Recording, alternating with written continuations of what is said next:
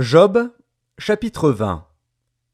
Tsophar de Naama prit la parole et dit: Mes pensées me forcent à répondre, et mon agitation ne peut se contenir. J'ai entendu des reproches qui m'outragent. Le souffle de mon intelligence donnera la réplique. Ne sais-tu pas que, de tout temps, depuis que l'homme a été placé sur la terre, le triomphe des méchants a été court, et la joie de l'impie momentanée?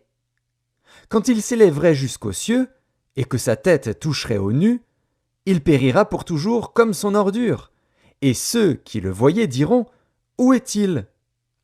Il s'envolera comme un songe, et on ne le trouvera plus. Il disparaîtra comme une vision nocturne.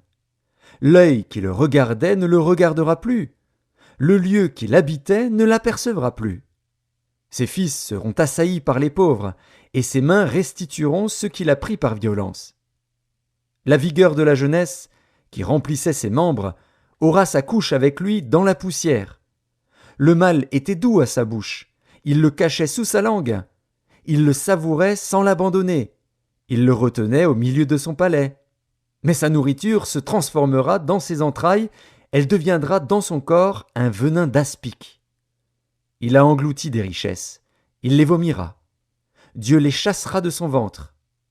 Il a sucé du venin d'aspic, la langue de la vipère le tuera. Il ne reposera plus ses regards sur les ruisseaux, sur les torrents, sur les fleuves de miel et de lait. Il rendra ce qu'il a gagné, et n'en profitera plus. Il restituera tout ce qu'il a pris, et n'en jouira plus. Car il a opprimé, délaissé les pauvres, il a ruiné des maisons et ne les a pas rétablies. Son avidité n'a point connu de borne, mais il ne sauvera pas ce qu'il avait de plus cher. Rien n'échappait à sa voracité, mais son bien-être ne durera pas. Au milieu de l'abondance, il sera dans la détresse. La main de tous les misérables se lèvera sur lui. Et voici, pour lui remplir le ventre, Dieu enverra sur lui le feu de sa colère et le rassasiera par une pluie de traits.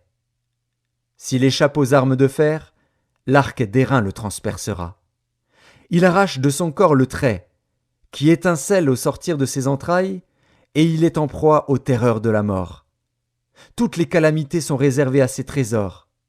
Il sera consumé par un feu que n'allumera point l'homme, et ce qui restera dans sa tente en deviendra la pâture. Les cieux dévoileront son iniquité, et la terre s'élèvera contre lui. Les revenus de sa maison seront emportés, ils disparaîtront au jour de la colère de Dieu.